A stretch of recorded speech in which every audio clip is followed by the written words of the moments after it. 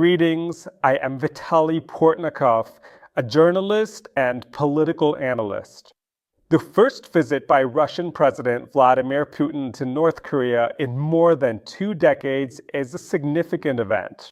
This visit is not just an expression of gratitude to the North Korean dictator Kim Jong-un for the assistance with weapons that Russia is using and plans to use in its ongoing war against Ukraine.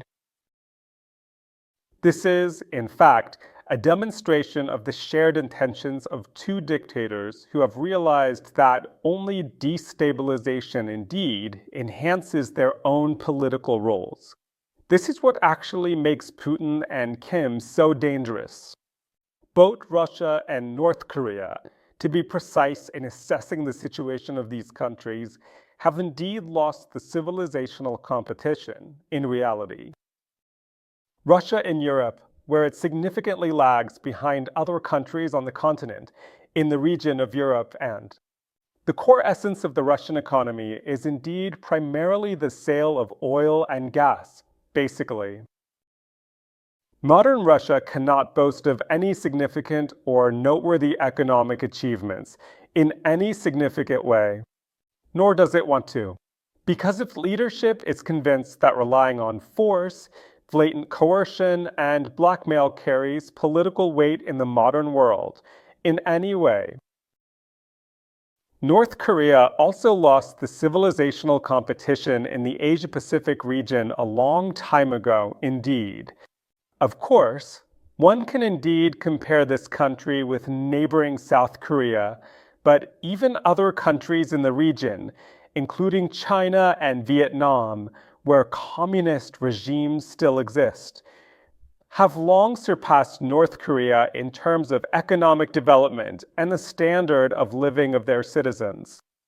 The only thing left for Kim is to indeed intimidate neighboring countries with his nuclear weapons and potential unpredictability and uncertainty. Not long ago, North Korean dictators were perceived in Moscow more as exotic guests. Neither Kim's grandfather nor his father were, in fact, taken seriously in the Soviet and Russian capitals.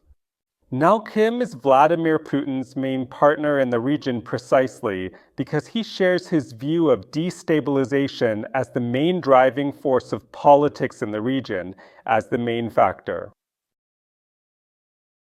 The two dictators have much to discuss during their personal meeting, and it's not about arms supplies or technological assistance to North Korea.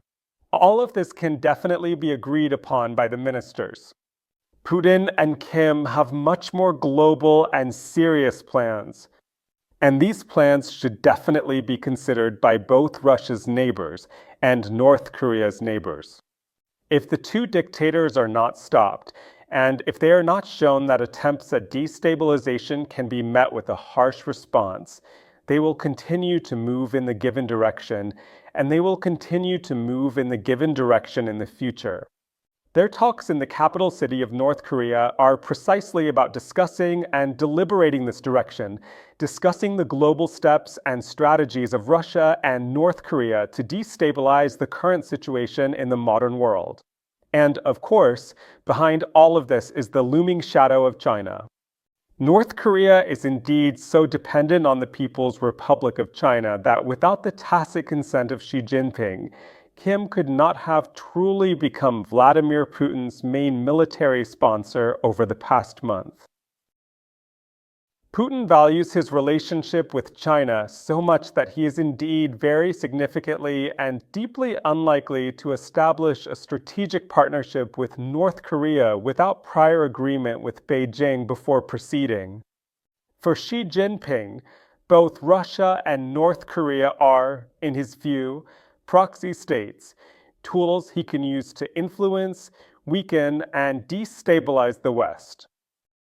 In much the same way that proxy groups in the Middle East are excellent tools for Iran to destabilize the overall situation in the region and influence. But Xi Jinping is undoubtedly confident that if necessary, he can stop both Putin and Kim in their ambitious plans. to worsen the situation in the region. For the head of China, it is important to prove to the West. It is necessary to negotiate with him, especially given the current geopolitical climate. In the bipolar world that China wants to build, it is Xi Jinping who will closely monitor Putin, Kim, and other dictators, ensuring they do not attempt any serious destabilization and the potential for serious destabilization.